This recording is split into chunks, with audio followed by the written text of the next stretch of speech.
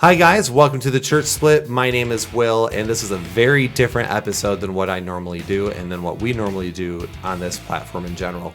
I am here to give you guys kind of a life update on what's going on the other side of the camera and what's going on with my life, what's going on with Brian's life, what's been going on in general, because you guys might have noticed over the last 6 to 8 months, our videos, there's not been as many, right? Our content has drastically slowed down. That's mainly because of his crazy life and my crazy life, and the two crazy lives make it very difficult for us to do this regularly.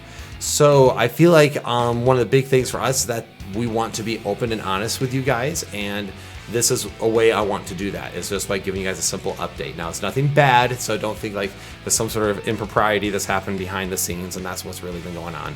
That's not the issue. So what's going on is that there are changes coming to the Church Split in our own lives that are going to impact this show one way or another.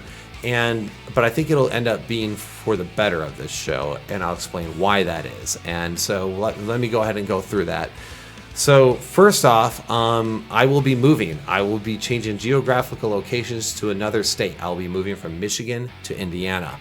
And let me explain to you why that is and all that, because clearly we're not going to be in the same geographical locations. That's going to make things difficult for Brian and I to do the same format that we've always done. So this is basically what happened. For those of you guys who don't know, and those of you who do know, I'm just going to give a quick recap. You can read a more in-depth blog post of this story right here and right here. Those are the two updated ones. One where I tease the announcement I'm about ready to make, and one that actually makes the same announcement. So anyway, so with that being said, guys, you might know already that a few years ago, my wife and I stepped down from full-time ministry. I was serving as a lead pastor of a small country church, and there was a lot of, church splits that took place there, and there was a lot of things that we experienced that were not positive. We experienced a lot of betrayal, a lot of pettiness, a lot of things that can happen in ministry, the challenges that almost every minister goes through. And it's really sad because I feel like, generally speaking, in churches, you either really get really great, genuine pastors who get stuck with some really difficult people, or some really genuine people who get stuck with very difficult pastors. I feel like it's really hard for the genuine people to find each other. I don't know why that is, but anyway. So we stepped down, and because the church, our ministry life was so difficult, because not only were we not making really any money, so we both had to work outside of the church, so it was not enough to provide for our family. But also we experienced a lot of personal tragedy. Within the first year of our pastorship there, my wife, her mom died and suffered a very long, grueling 4-month-long process till she passed. And then not long after that, church splits, and then a few other things. And then we were married up to this point for 7 years. We didn't think we could have any children. And then she got pregnant, and then we lost the baby. And then she got pregnant again, and we lost the baby. And needless to say, we were very heavy-hearted between the church splits, the different personal tragedies. We were just not in a strong spiritual state anymore. We were just exhausted. We weren't, questioning the existence of God or anything like that. We were just spiritually exhausted and wiped out. We were drained. So we stepped down. There's a friend of mine who was looking for a ministerial position, and he fit the mold of the church very well. So it was a seamless transition. We got him in, and he switched out. And honestly, I think he's a better fit for the church than me, which is a great thing. Really worked out. So the last few years, I've just been working, and my wife stayed home, and I kept saying, because I just kind of accepted once I stepped down, I was like, maybe I'm just done with full-time ministry. And that was a difficult pill to swallow. I kept thinking maybe that's what the case was, but I didn't want to, because I have known since I was 17 years old that God wanted me in ministry. Some of you guys probably had your careers picked out before you graduated high school. And my thing was, I just knew the Lord wanted me in ministry. That's where my heart was. I wanted to pour into other people. I wanted to see the gospel of Christ change people's lives as much as it changed mine, because my life has changed drastically since I've taken my walk with the Lord seriously. And so it was difficult to step down, but I also kind of was in that position where I was like, maybe I'm just done with it. And so, but I'm stubborn, so I kept applying for churches one after another. And I was getting continual rejection because I'm in a very reformed area and I didn't want to move. And so when you're not a very reformed person, you live in West Michigan, the reformed capital of the U.S., it makes it really difficult to find a church. I mean, there would be churches with an ambiguous name like The River. and, get an interview. And they're like, well, we're a Reformed church. And you're like, oh, well, it's not on your sign. I did not know that because I'm not Reformed. And if anyone knows the church split, we're definitely not Reformed. Not that we have an issue with Reformed people. We just take issue with a lot of the teachings. We think it's problematic.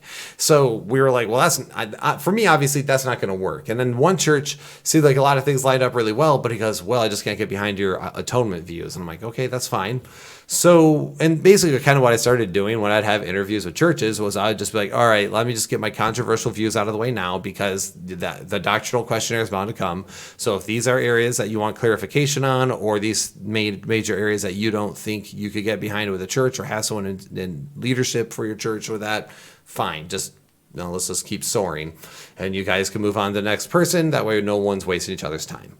And so the search continued. And really, honestly, what happened is I just kind of stopped searching. I stopped looking, and I just continued to work. And kind of I had this idea that maybe I'll just do a church plant, because clearly I can't find a church. So I should just plant a church and just go from there. I worked a good job. I made good money. And I kind of had this idea that because we never had money before, my wife and I, we just got out of Bible college, and now we were serving in ministry. Money was never a lot for us. It was never and it was never anything we had, I should say.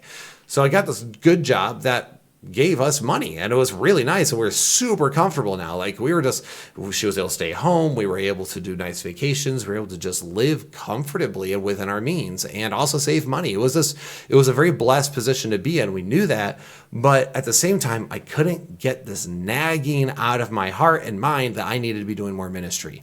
I originally thought, well, maybe I could just do the podcast more and serve as an elder, teach a theology class on Sundays and disciple a few people, and that'll kind of get it out of my system. And it wasn't working, because I knew that's not what God wanted me. That's not where I belong. My career wasn't to be in this professional sphere of just 9 to 5s. And there's nothing wrong with 9 to 5s, but that wasn't my calling. And I knew that. And I knew that's not what my inkling was. It was very difficult because I kept trying to kind of suppress that. And so I continued on. Well, Jonathan Pritchett, the vice president of my seminary, also the co-host of Trinity Radio, if you're familiar with Trinity Radio on YouTube. If not, what are you doing listening to us and not them? Doesn't make much sense to me. But anyway, I'm a Trinity student, and I'm a Trinity alumni, and I'm going to be going there for my upper education as well here in the near future. But anyway, Pritchett posted about a position at his church. I talked to him about it. I was like, hey, should I apply? I don't know if I should. He's like, yeah, sure. He's like, but I have no power over it. I'm not a part of that committee. Me and Braxton go to the church, and we kind of partner with them in certain things, but that's not that we don't hire. We have no pull on that in that area. And I was like, okay, that's no big deal. I was like, I'll just throw my resume in the hat and call it a day. Cause I first asked him, does it pay enough to support a small family? Was my original question. He's like, I don't know. I think so. Probably. I don't know. Because again, he's not part of that. He was just letting people know that the position was open. So I applied. And not that long later, was it a couple weeks? Doesn't matter. Anyway, not long after, Chris, their next gen director, called me, and we had a great conversation. I was shocked at how good of a conversation it was. We got along so well, and we had such a good time chatting with each other. And he told me he'd be in touch. And then he did send me an email later going, by the way, I know you're wondering what it pays. Just so you know, this is the max it can pay. And it was short by a pretty substantial margin for me. And I was like, ugh, I don't think I'm going to be able to make that work. But he asked me to come down for an interview, and I was like, well, I can at least do that and then see what doors open. So I go down there, and part of me was also like, well, maybe it'll just kind of be not my vibe, and I'll go down there and I don't like it, and I'll lose any and all interest in this position.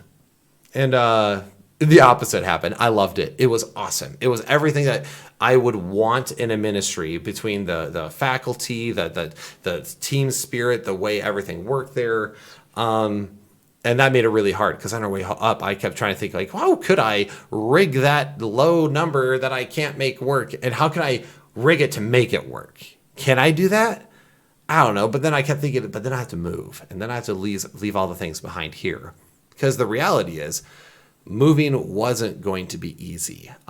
It was not. Moving's never easy, right? Because I mean, packing, unboxing. I mean, how long does it take for you to move? Really, it's like 5 years, right? Because there's a few boxes that you just kind of leave in the corner that you never touch.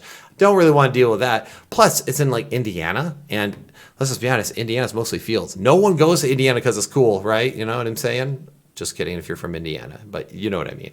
I can't talk. I'm from Michigan. The only cool part of Michigan is the north part that's like 6 hours away. So anyway, hang with me, guys. Hang with me. So what ended up happening was we got up there and we got back home, and of course, things were going pretty well with the church on this, so they offered us the position. And I was like, well, guys, I can't make that number work. I just don't know. I need at least X amount of dollars, I think more per month, even to make this work. I would love to, because for me, even though I was making good money where I was at, I was like, it doesn't have to be anywhere near that number, right? It just needs to be able to supply my family's needs. That was my big thing.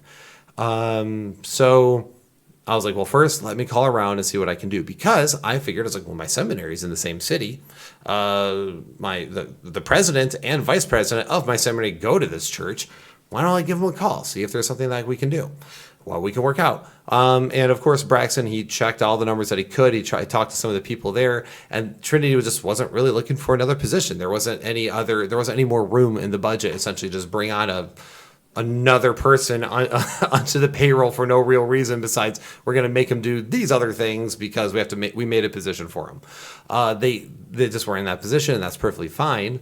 And so I called some of the Christian schools in the area because I know the principal went to that church, but none of the positions were going to work for me and my family well enough because one with a baby, or they weren't part-time enough, or there was no positions available, things like that. So I was getting roadblock after roadblock after roadblock, and I was like, well, maybe it's just not God's will, because if the doors aren't opening, probably isn't God working for you, right? And so I was like, well, I was disappointed because I really love the church and I want to be in ministry. That's my heart. But part of me was like, well, I guess, but I mean, I'm a little bit relieved too, because I don't have to make a decision. These decisions now are outside of my control.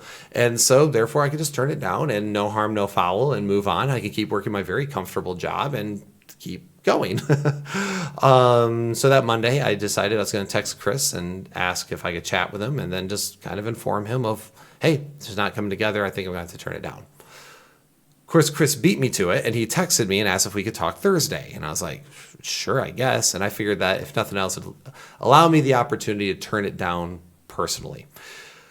Well, then what ended up happening was the opposite. They did a reverse Uno card on me, and he was like, hey, look, we also have these needs in the church that we're going to hire out positions for, but if you can help actually fill in that hole, we can make up X amount of difference.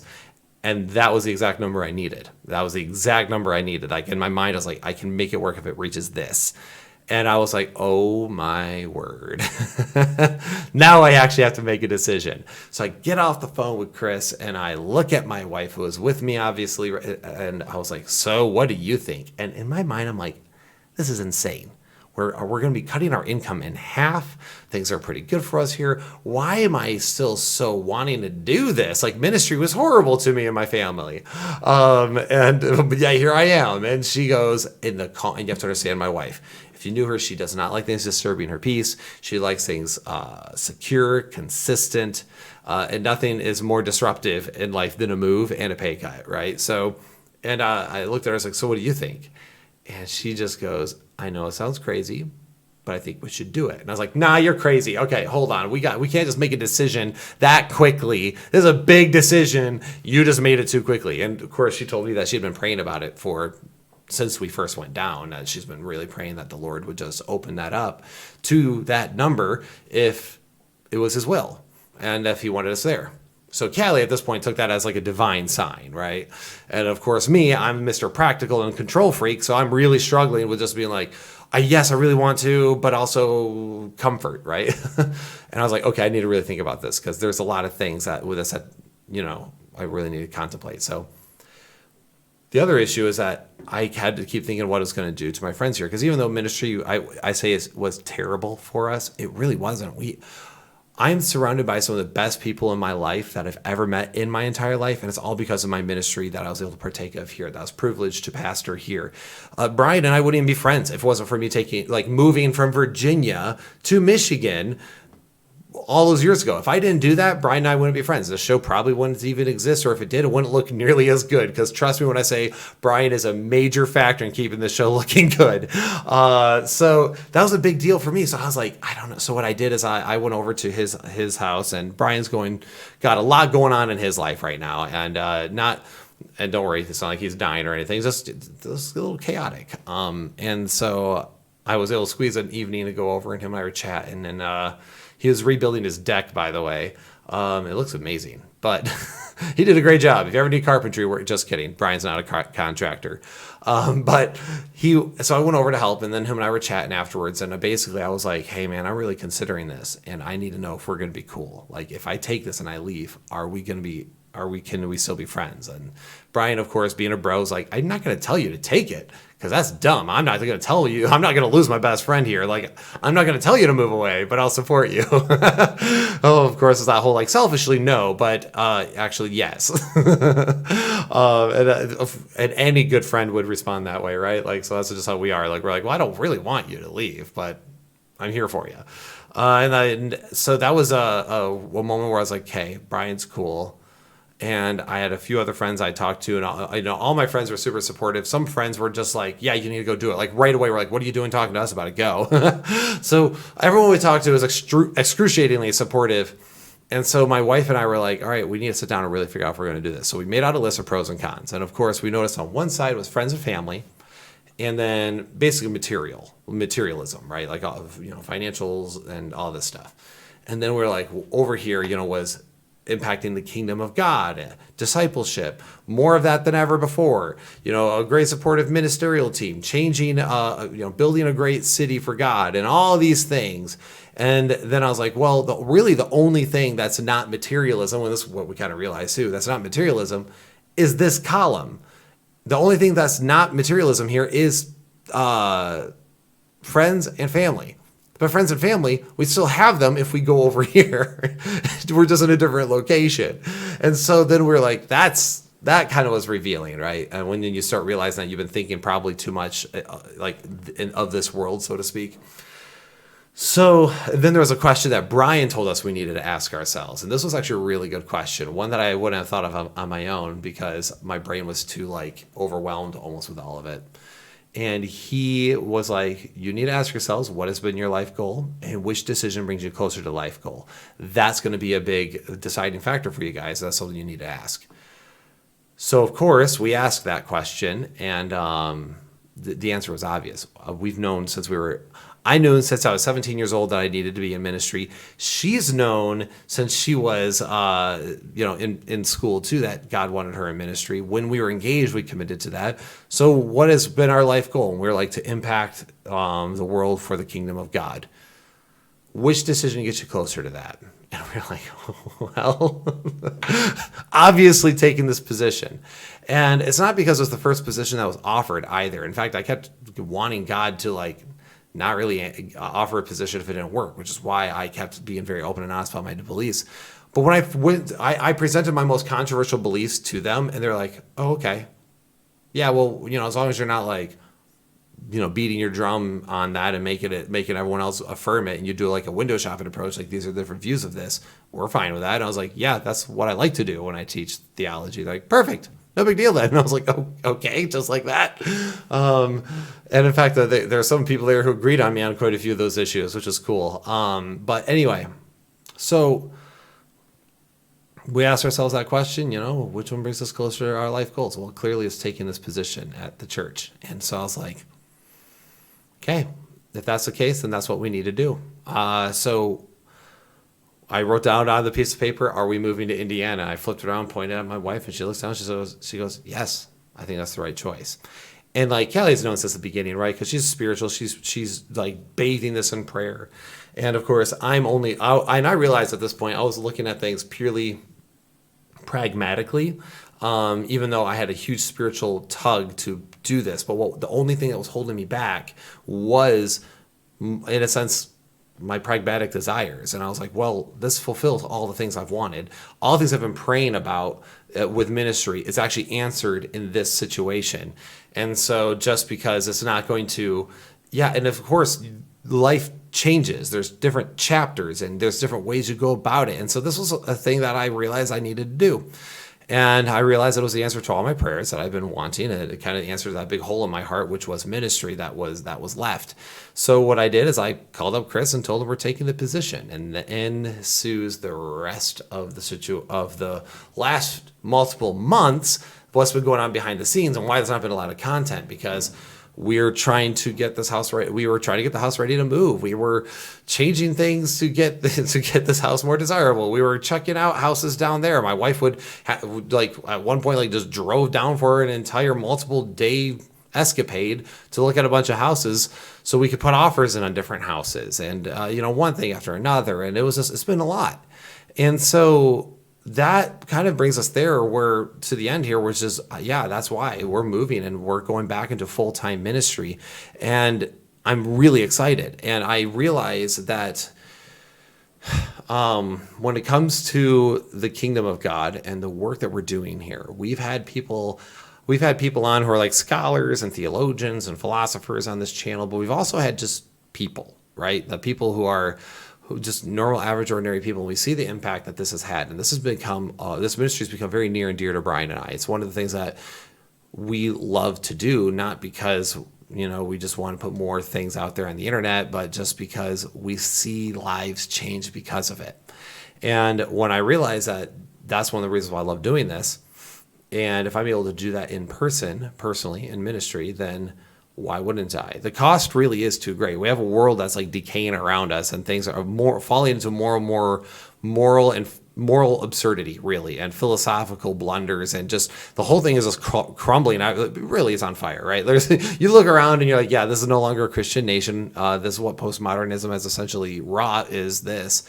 And it's like the cost is really too great for me and others who are called to do it to not do it.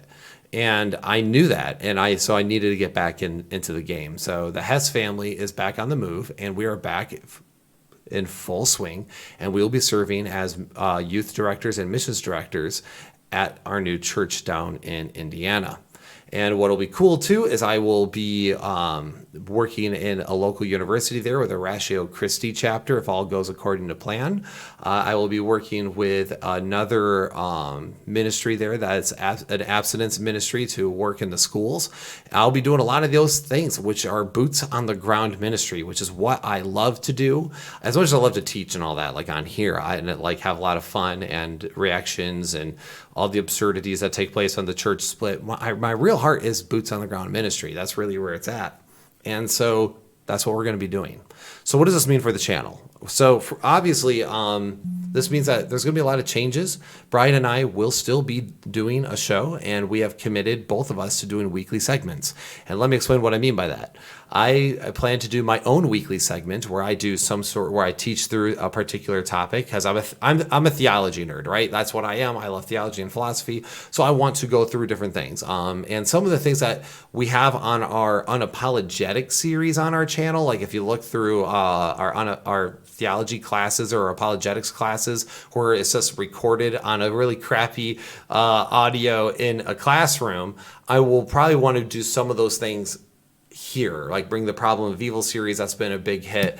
I want to do a series on how you can trust the New Testament and why. So be doing my own individual segments going through that. And then Brian, if you know anything about Brian is, of course, an engineer by trade, which means he loves details and he loves to break a lot of things down, and he pays close attention to things. So one of the things that he's going to be doing is a weekly segment on This Week in Christianity, and he's just going to talk about any and all random social events that take place.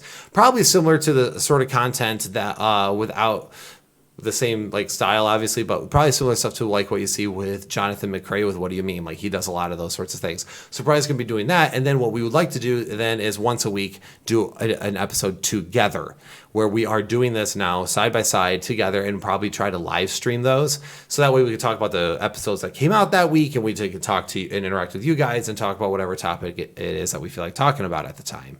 And the reason why we're able to do that now is because instead of having to schedule a time to come to my house where the studio is built and record, we can now record on our own time when we as individuals have time for it, and then together schedule one block a week where we have that segmented out just for us to do the show, which is great.